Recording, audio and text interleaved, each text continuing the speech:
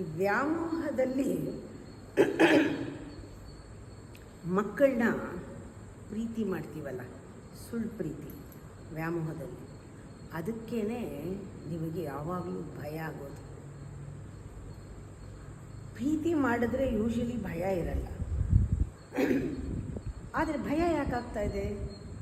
ಮಕ್ಕಳ ವಿಚಾರದಲ್ಲಿ ಭಯ ಆಗುತ್ತಲ್ಲ, ಏನಾಗ್ಬಿಡುತ್ತೋ ಏನಾಗ್ಬಿಡುತ್ತೋ ಎಲ್ಲ. ಯಾಕೆಂದರೆ ಅದು ಪ್ರೀತಿ ಅಲ್ಲ. ಇಷ್ಟರಲ್ಲೇ ನಾವು ತಿಳ್ಕೋಬೇಕು.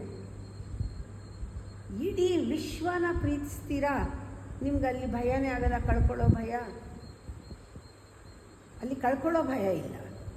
ಯಾಕೆಂದರೆ ಇಡೀ ಪ್ರಪಂಚ ಪ್ರೀತಿಸ್ತಾ ಇದ್ದೀವಿ, ನಮಗೇನೂ ಭಯ ಇಲ್ಲ, ನಮಗೇನೂ ಆಗಲ್ಲ.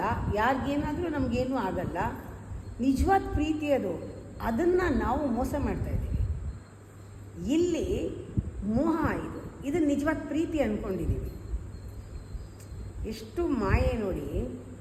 ನಾವು ಇಡೀ ವಿಶ್ವನ ಪ್ರೀತಿಸ್ತೀವಿ, ಆದರೆ ನಿಜವಾಗ್ಲೂ ಪ್ರೀತಿಸ್ಬಿಟ್ರೆ ನಮ್ಮ ಮಕ್ಕಳನ್ನ ಪ್ರೀತಿ ನಮ್ಗೆ ಅರ್ಥ ಆಗಿಬಿಡುತ್ತೆ. ನಾವು ನಿಜವಾಗ್ಲೂ ಪ್ರೀತಿಸಲ್ಲ, ನಮಗೇನು ಅದರಿಂದ ಆಗಲ್ವಲ್ಲ. ಇವಾಗ ಪ್ರೀತಿಸೋಣ, I love the world, I love the universe ಅನ್ನೋಕ್ಕೆ ಏನು ಮಾಡಬೇಕು? ನಾವೇನು ಮಾಡಬೇಕಾಗಿಲ್ಲ. ಯಾರ್ಯಾರೋ ಸತ್ರು ನಮಗೇನು, ಬಾಯಿನಲ್ಲಿ ಹೇಳೋಕ್ಕೇನು? ಆ ಥರ ನೋಡ್ತಾ ಇದ್ದೀವಿ. ಆ ಥರ ನೋಡಬೇಡಿ. ನಿಜವಾಗ್ಲೂ ಪ್ರೀತಿಸ್ಬೇಡಿ. ಆವಾಗ ನೀವು ಪ್ರೀತಿಸ್ಬಿಟ್ಟಾಗ ನಿಮ್ಮ ಮಕ್ಕಳನ್ನೂ ನಿಜವಾಗ್ಲೂ ಪ್ರೀತಿಸ್ತೀರ.